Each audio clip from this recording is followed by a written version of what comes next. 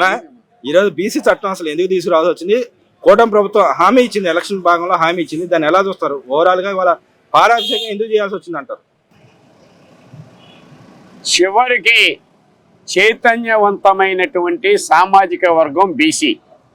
మొట్టమొదటి నుంచి తెలుగుదేశం పార్టీ వ్యవస్థాపకుడైనటువంటి స్వర్గీయ నందమూరి తారక రామారావు గారు బీసీలకు అండదండగా ఉండి బీసీ పార్టీ తెలుగుదేశం బీసీ పార్టీకి అవతరించి ముందుకు పోతుంటే దీని మీద కక్ష సాధింపు ఉద్దేశంలో ఉన్నటువంటి జగన్మోహన్ రెడ్డి 2019 నుంచి 24 వరకు బీసీలను అందరినీ కూడా అనగదొక్కేంత వరకు దాగున్నటువంటి ఏజెండాగా వాళ్ళ మీద అరాచకమైనటువంటి అనేక రకాలైనటువంటి దాడులు చేసినటువంటి నేపథ్యంలో వాళ్ళకి ఈ రోజు రక్షణ కరువడింది. ఎలా అయితే ఎస్టీ ఎస్సీలు ఏ రకంగా అయితే పాత రోజుల్లో వైఎస్ రాజశేఖర రెడ్డి గవర్నమెంట్ లో ఇబ్బందులకు గురయ్యారో సేమ్ బీసీలు కూడా వారి కుమారుడైనటువంటి అరాచకం మరింత ప్రక్రియలు ముందుకు సాగుతున్నట్టు రాజారెడ్డి వారసుడిగా రాజశేఖర రెడ్డి వారసుడిగా ఉన్నటువంటి జగన్మోహన్ రెడ్డి బీసీలను కూడా అనగదొక్కటమే కాకుండా వాళ్ళని ఆర్థికంగా నాశనం చేస్తూ వాళ్ళ మీద భౌతిక దాడులు చేస్తున్నటువంటి పరిస్థితుల్లో ఎన్నికల సందర్భంగా నారా చంద్రబాబు నాయుడు గారు ఇచ్చినటువంటి హామీ మేరకు నేడు బీసీలను కూడా రక్షణ చట్టాన్ని తీసుకొచ్చి ఆ బీసీలకి ఏమాత్రం కొంచెమైనా వారు మానసికంగా కానీ శారీరకంగా కానీ ఇతర రూపంలో కానీ ఏదైనా ఒత్తిడికి గురి చేసినా వాళ్ళ మీద చర్యలు తీసుకోవాలని తీసుకొచ్చినటువంటి నారా చంద్రబాబు నాయుడు గారిని మేమందరం కూడా బీసీ వర్గాల్సిన హర్షం వ్యక్తం చేస్తున్నాం. ఈ నేపథ్యంలో సెంట్రల్ నియోజకవర్గ బీసీ కమిటీ నుంచి బోండా ఉమేశ్వరరావు గారి నేతృత్వంలో ఇప్పుడే పెద్ద ఎత్తున నియోజకవర్గ అధ్యక్షుడు ఇప్పిడి రామ్మోహన్ రావు గారు కానివ్వండి, ఉపాధ్యక్షుడు దేవర సత్యనారాయణ గారండి, రాష్ట్ర కార్యదర్శి అయినటువంటి తిరుపతి గౌడ్ గారు కానివ్వండి, వీళ్ళ నేతృత్వంలో వందలాది మంది పాలాభిషేకం చేస్తే రోడ్డు మీద పోయి వచ్చేటువంటి బీసీ నాయకులందరూ కూడా హర్షధ్వానాలు వ్యక్తం చేసిన నృత్యం చేసినటువంటి ఘటనలు కూడా మీ మీడియా ద్వారా రేపు జనాలు తిరిగిచ్చేటువంటి పరిస్థితి ఉందని చెప్పి తెలియజేస్తున్నాం. ఈ చట్టంలో మెయిన్ ఏ రకమైన రక్షణ కల్పిస్తుంది అంటారు? బీసీ అన్ని రకాలైన ఆయన బీసీలని అనగా దొక్కేటువంటి విధంగా ఎటువంటి చేసినా 153 కులాల్లో ఏ కులం మీద దాడులు చేస్తున్నా, కించపరిచేటువంటి మాటలు మాట్లాడుతున్నా, వాళ్ళు ఆర్థికంగా నష్టపరిచేటువంటి విధానాలు ముందుకు సాగుతున్నా ఏ ఒక్కటి కూడా కవచంలాగా ఎన్డీఏ ప్రభుత్వం నారా చంద్రబాబు నాయుడు గారు ఉంటారని ఈ సందర్భంగా తెలియజేస్తున్నాం. మరి అదేవిధంగా ఇవాళ జనవరి 1 సందర్భంగా చంద్రబాబు నాయుడు గారు ట్రోప్ చార్జెస్ తగ్గియటాన్ని ఎలా చూస్తారు? 2019 to 24 24 to 25 మధ్యలో జరిగిన ట్రోప్ చార్జెస్ ని తగ్గించే దానివల్ల ఎవరికి మేలు జరిగింది అనుకుంటున్నారు? వినియోగదారుడికి మేలు జరుగుద్ది, ప్రజానికానికి మేలు జరుగుద్ది. ఆనాడు 19 నుంచి 24 వరకు జగన్మోహన్ రెడ్డి గారు అటు పక్క దృష్టి పెట్టకపోవడం వల్ల ట్రోప్ చార్జ్ విపరీతంగా పెరిగిపోయి ప్రజల మీద భారాలు పడుతున్నటువంటి పరిస్థితి, వినియోగదారుడు కూడా గగ్గోలు పడుతున్నటువంటి పరిస్థితి చూసాం. నేడు జనవరి 1 సందర్భంగా 2026 సంవత్సరంలో ప్రజానికానికి మొత్తానికి ప్రత్యేకించి వినియోగదారులందరికీ కూడా మంచి శుభవార్త చెప్పేటువంటి విధంగా నారా చంద్రబాబు నాయుడు ట్రోప్ ఛార్జీలు తగ్గించి వారి మీద పడుతున్నటువంటి ఆర్థిక భారాలని తగ్గించినందుకు ప్రజలు మొత్తం ముక్త కంఠంతో చివరికి వైసీపీకి సంబంధించినటువంటి కార్యకర్తల నాయకులే హర్షధ్వానాలు వ్యక్తం చేసిన సంఘటనలో ఈనాడు పత్రికల్లో చూసాం. అది చూసి జగన్మోహన్ రెడ్డి సిగ్గుపడాలా. మరి అదేవిధంగా మీకు వస్తున్న ఏదైతే ప్రజా దర్బార్లో వస్తున్న అర్జీల్లో చాలా మటుకు పెన్షన్ల వ్యవహారం నడుస్తూ ఉంది.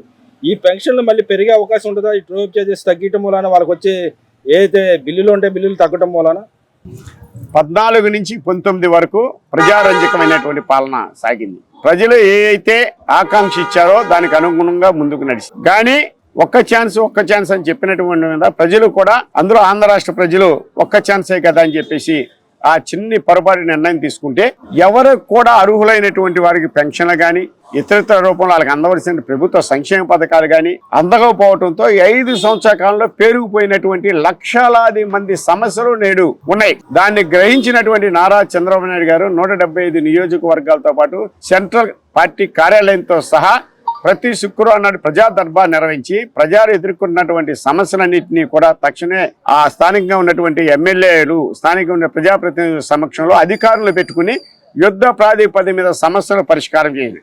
ఈ రోజు శుక్రవారం ఉదయం 8:30కి స్టార్ట్ అయినటువంటి విజయవాడ సెంట్రల్ నియోజకవర్గ బోండమ్మ గారి నేతృత్వంలో ప్రజా దర్బారు 3200 దరఖాస్తులు ఇస్తే స్పాట్ లోనే 2712 అక్కడికక్కడే పరిష్కారం చేసి ప్రభుత్వ అధికారులు ప్రజలకు అందించడం జరిగింది. ఇంకా ప్రధానంగా పెన్షన్లకు సంబంధించినటువంటి నిరుపేదలైనటువంటి వారికి ఇళ్ల పట్టాలకి ఇళ్ల స్థలాలకు సంబంధించిన దరఖాస్తులు ఉన్నాయి.